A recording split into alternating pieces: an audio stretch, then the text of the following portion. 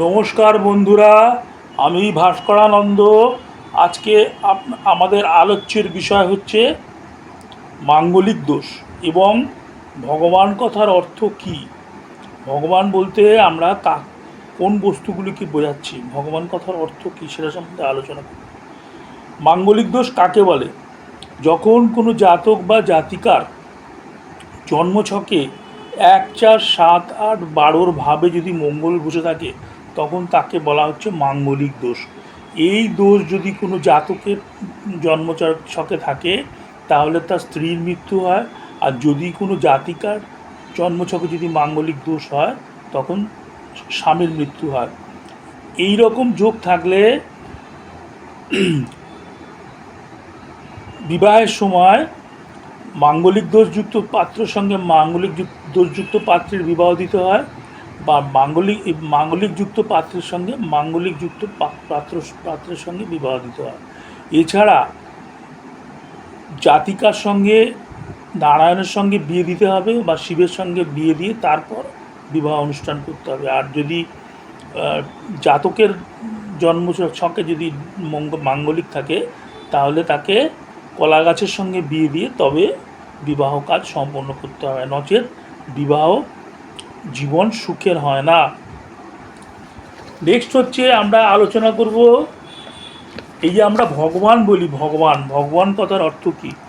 ভ অর্থাৎ ভূমি, এর সিম্বল হচ্ছে বর্গক্ষেত্র, এটি হচ্ছে মাটি, শিব ভগবানকে ইন্ডিকেট করছে।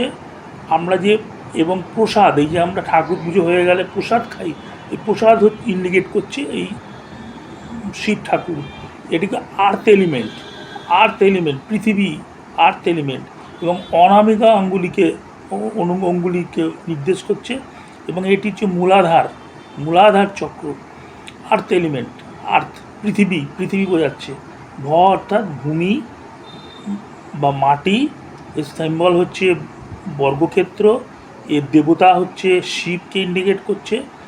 প্রসাদ এবং আর্থ এলিমেন্ট, অনামিকা আঙ্গুলি এবং মূলাধার চক্রকে ইন্ডিকেট করছে। ঠিক আছে, নেক্সট হচ্ছে গ অর্থাৎ গগন, এর সিম্বল হচ্ছে গোলাকার বৃত্ত, এর ইন্ডিকেট করছে আকাশ, এবং দেবতাদের মধ্যে হচ্ছে সূর্য দেবতা।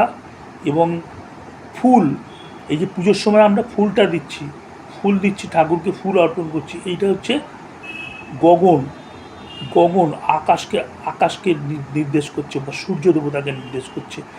মধ্যমা আঙ্গুলিকে ইন্ডিকেট করছে, এবং এটি হচ্ছে বিশুদ্ধ চক্র, ইন্ডিকেট করছে আকাশ, স্কাই। নেক্সট হচ্ছে বা অর্থাৎ বায়ু, এটি সিম্বল হচ্ছে একটি আয়তকার ক্ষেত্র।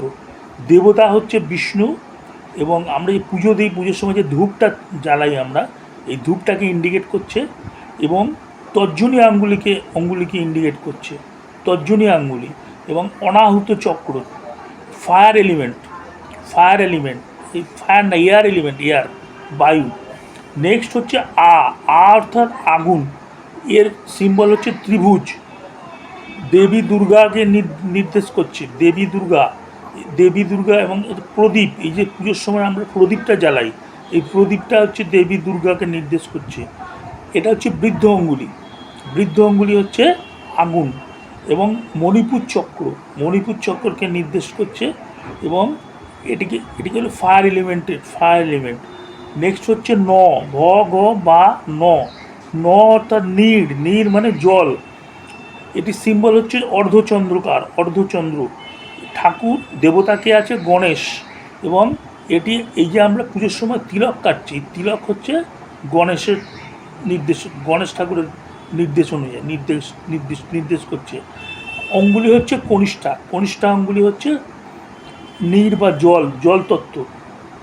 চক্র হচ্ছে স্বাধিষ্ঠান চক্রকে ইন্ডিকেট করছে, এবং এটি হচ্ছে ওয়াটার এলিমেন্ট। ঠিক আছে, তাহলে ভগবান কথার অর্থ আমরা জানলাম। ভগবান পঞ্চতত্ত্বের মধ্যেই ভগবানের বসবাস। তো ভিউয়ার্স, আমি ভাস্করানন্দ। আজকে আমার এইটুকুনি বলার কথা ছিল। যদি ভিডিওটি ভালো লাগে তাহলে অবশ্যই লাইক, শেয়ার এবং ঘন্টা বাটন বাজাবেন এবং কমেন্ট সেকশানে অবশ্যই কমেন্ট লিখবেন। আপনাদের যদি কোনো জিজ্ঞাসা থাকে, আপনাদের যদি কোনো জিজ্ঞাসা থাকে, যদি কিছু জানতে চান, তাহলে অবশ্যই কমেন্ট সেকশানে লিখে জানাবেন।